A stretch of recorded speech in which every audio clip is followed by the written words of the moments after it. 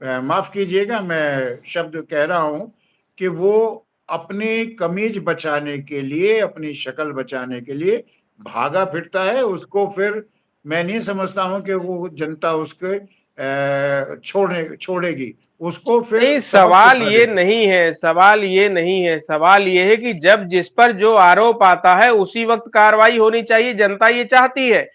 भाई रमेश बिधूड़ी ने सदन के अंदर गाली गलौज किया था, ये सभी लोगों को पता है और सभी ने ये देखा था। उस टाइम पर उसके ऊपर तो कोई कार्रवाई नहीं हुई। भाई आपने अभी लोकसभा जब टिकट का वितरण हुआ तब आपने उनको टिकट नहीं दिया, ठीक है। प्रज्ञा ठाकुर के ऊपर सदन में उन्होंने महात्मा गांधी जी के ऊपर जो भी टिप्पणी की थी तब उस वक्त कार्रवाई नहीं हुई। बाद में आपने अभी इस बार उनको टिकट नहीं दिया। तो कहने का मकसद है कि क्या किसी भी कोई भी पार्टी हो, अगर कोई आप सबका इस्तेमाल करता है तो उस पर कार्रवाई नहीं होती।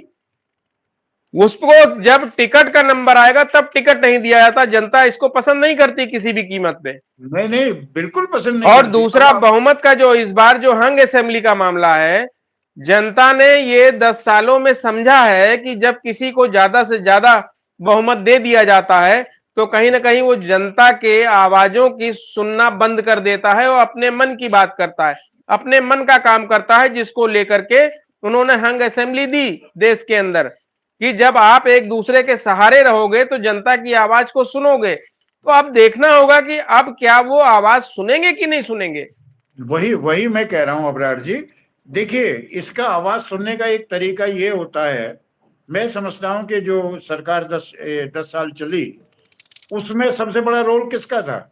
साहब, मीडिया का था। मैं आपको एक छोटी सी एग्जांपल देता हूं।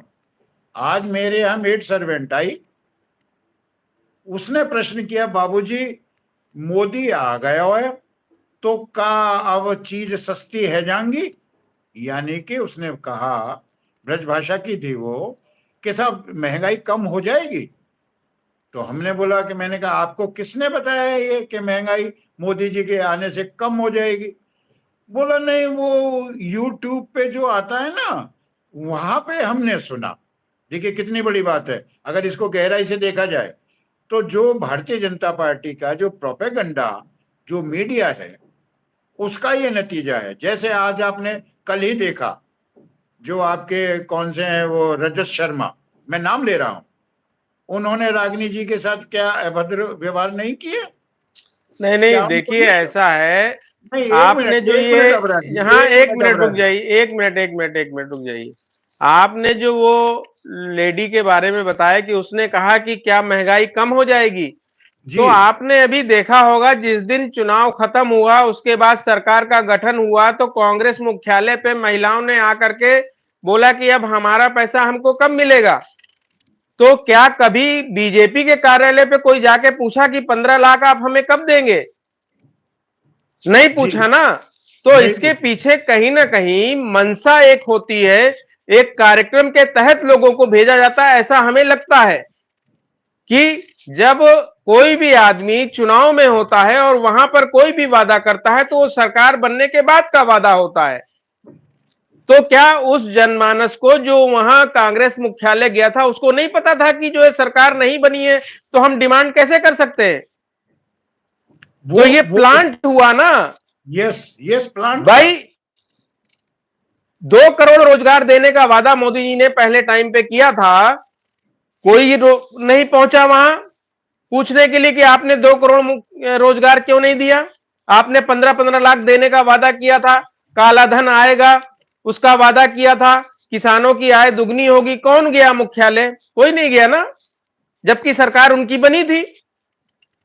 कांग्रेस की तो सरकार भी नहीं बनी, इंडिया अलायंस की तो सरकार भी नहीं बनी, तो फिर कैसे लोग वहां पहुंचे? और दूसरा आपने बात किया अमित मालवीय की, तो उसके ऊपर आरोप तो खुद आरएसएस के ही लोगों ने लगाया है जी जी। कि इस तरह की स्थिति औरतों का, जो भी उन्होंने एलिगेशन लगाया है बहुत ही घिनौना एलिगेशन है, और उस पर कोई सफाई नहीं आई, कोई कार्रवाई नहीं हुई अभी तक शायद।